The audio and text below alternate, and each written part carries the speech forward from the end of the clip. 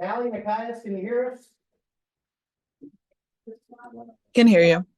Perfect. All right. You got the video. Just let me go ahead and plug in. All right, let's go ahead and start in the room. Hands raised. Good. Hi, Becky. Hi. How are you?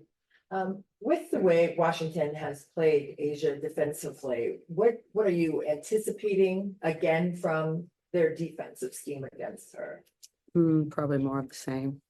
You know, I think especially here, they did a really great job of just putting bodies in front of her. Especially if she put the ball on the floor. They were coming. So how you get defenses to play honestly is you get your teammates going early. So she's just got to make the right basketball play, the right basketball read. And then, let her teammates hurt the other team a little bit. And then, things will hopefully open up for her later in the game, but probably a little bit more of a playmaker at first. Carolyn, Krista. And now, with Washington, as well as they shoot the three, how do you feel about your 3-point defense? Well, not great. Look, at the end of the day, I think, this team is shooting, I think they're 20 for 46 on us. So we clearly need to close out all the way to 3-point line. No short closeouts. And then it's about guarding space because once you do close out, they want to, drive closeouts and then get a better looking three on the other side. So we got to have great one-on-one defense, as well as, high hands on closeouts. And, I thought when we played here too, they got away from us in transition a little bit better. So it's just about finding bodies. When you have shooters everywhere, there's just no matchups. And you think we go over this, every day, even in middle school and high school teams, you talk about transition defense. It's the same basic thing. Even at the pro level, you just got to go out and execute it.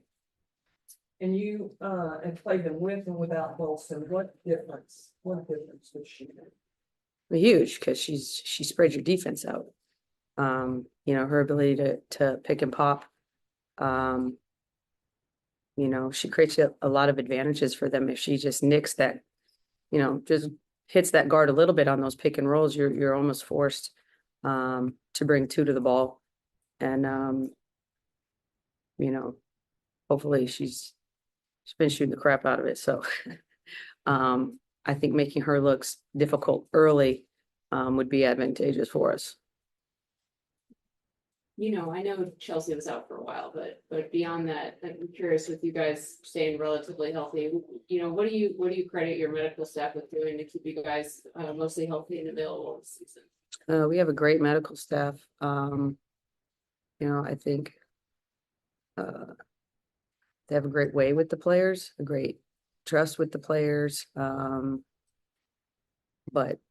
the players come in and do the work, the rehab or the rest or whatever the medical team, has them doing. So it's a little bit, it's a collaborative effort between both player and the medical staff. But I mean, you can ask them what they do. I don't really know. I'm not a doctor. Just tell me if they can go or not. But they do a really good job. I know that. I make them work on me. Keep coach going.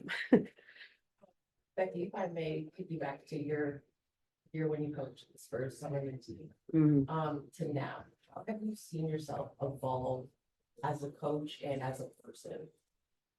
Oh man. Well, coaching, I mean, specifically in that summer league, no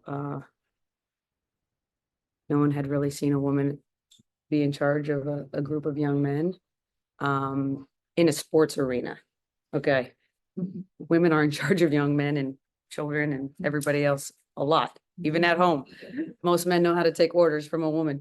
But that was a really cool group of guys. Kyle Anderson, Jonathan Simmons. What was cool was they kind of grasped the moment with me, and they would want their girlfriends or their moms or you know, their sisters to take pictures and stuff. And it was kind of bigger than basketball. It felt like that, but they really dug in for me for that moment. I wouldn't say we were the most talented team, but they played so hard. And like I said, really could feel the moment. So the basketball was fun. I remember we lost, I drew a punch play against New York, our first game, and we lost by, I think, 2 or 3. And I got a wide open look, missed, and then they didn't lose another game after that. So you just get a lot more comfortable with managing the game, drawing things off the cut, like off the top of your head, that you feel would work. You know, there's some things I make up, and Chelsea would look at me like, oh no, let's see if it works. We've never done it. We've never tried it. We've never ran it in practice. So, but you get a lot more confident in just what you're seeing and the adjustments that need to be made.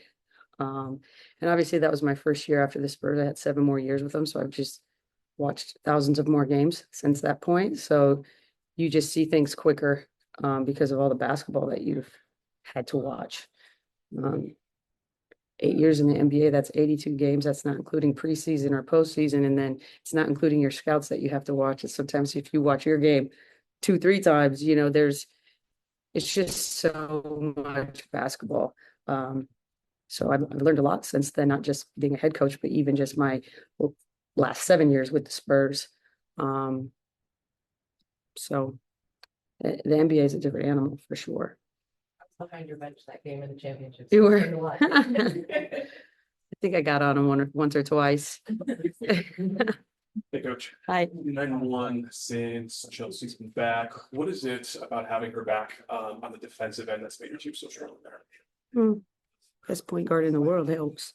You know, and I think probably nobody's happier to have her back than Kelsey and Jackie, because they get to move back to where they're more natural positions. But just her ability to read defenses, make play calls, takes a little bit off everybody else's plate. But her joy that she plays with, her communication aspect, how she communicates, is a missing ingredient for us for sure. You know, stealing one game without a point guard in a final situation is much different than playing a season without a point guard in a professional league. Like, eventually you feel it. And thank goodness she's back. We're fortunate. Callie? Hey, Coach, just a question about how you approach managing minutes. Obviously, with Chelsea coming back from injury, that was one thing, but now, like you mentioned earlier, most of the team is healthy. Is there a scenario where you would consider like limiting minutes of some of your stars because everyone's available? Depends on what the game calls for. I mean, it's funny with this team, you know, Jackie and Kelsey in Asia, they never get tired. They never get tired. So, you know, there's different people that, you know, how many minutes does Enrique run? How many minutes does AT run? How many minutes does Jewel Lloyd run? Well, I got 3 people that can run all day. So it just kind of depends. That being said, we've had a pretty rough schedule insofar as playing it every other day. So that probably plays into it more than anything. But you know, we'll see. You know, Kate got in the other day, hit a couple shots. I just go with kind of what's cooking that day. Thank you.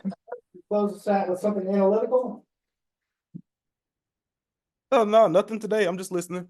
That's great, Nikias, because last time I answered your question, I ended up all over social media.